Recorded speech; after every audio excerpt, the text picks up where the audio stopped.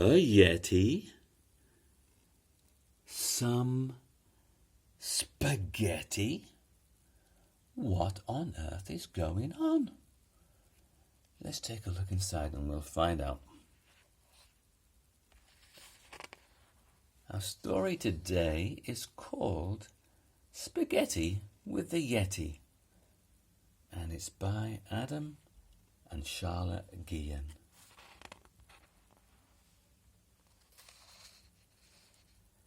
A boy called George had an excellent plan to go and discover the Yeti. He put in his backpack a warm woolly hat, a map, and a tin of spaghetti.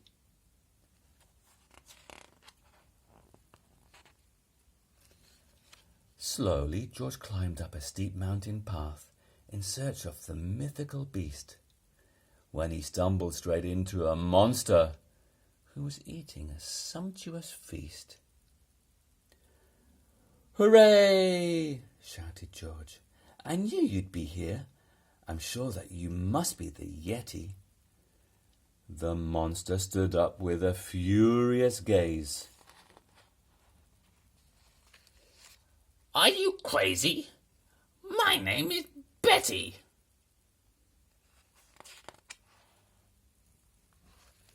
"So sorry, Betty," said George with a smile, "but I'm taking the Yeti some lunch."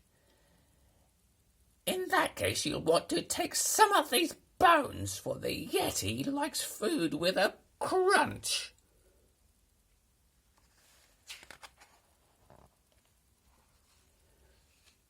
So George climbed on up the steep mountain path to track down the hideaway brute, when he stumbled upon a big monster with a face like a battered old boot.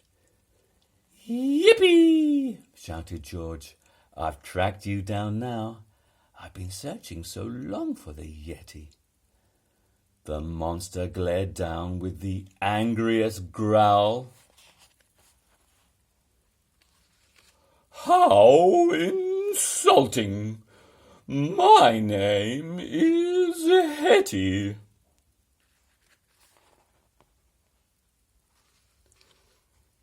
"So sorry, Hetty," said George with a sigh, "but I'm taking the Yeti a treat." "In that case, you'll want to take one of these goats, for the Yeti likes food with a bleat."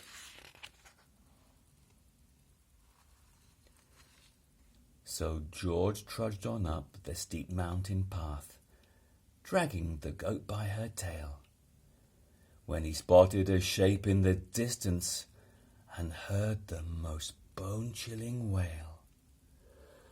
"Hurrah!" shouted George.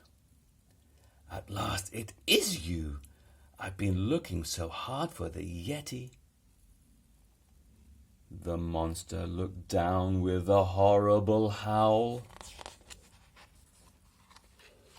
"Are you bonkers? My name is Nettie."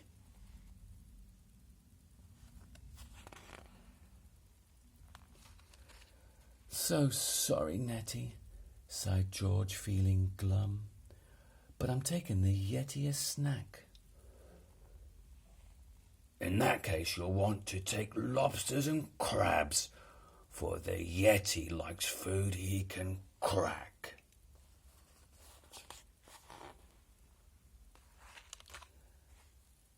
So George plodded on up the steep mountain path. The difficult climb made him puff. Exhausted, he threw himself down on the ground. "That's it," he cried. "I've had enough." As George sat despondent, his head in his hands, a shadow fell over that place. He felt something hairy, a prod in the back, and then turned and peered up at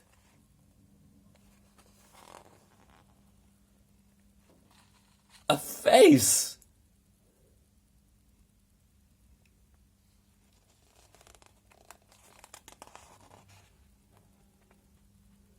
"I've found you!"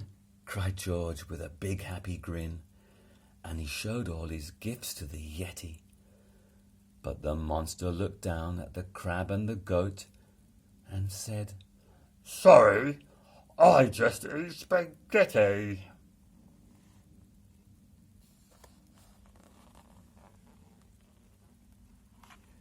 "I knew it," said George with a whoop of delight, and he opened the battered old tin.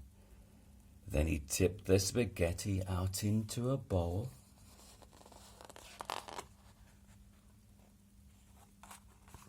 and George and the Yeti tucked in.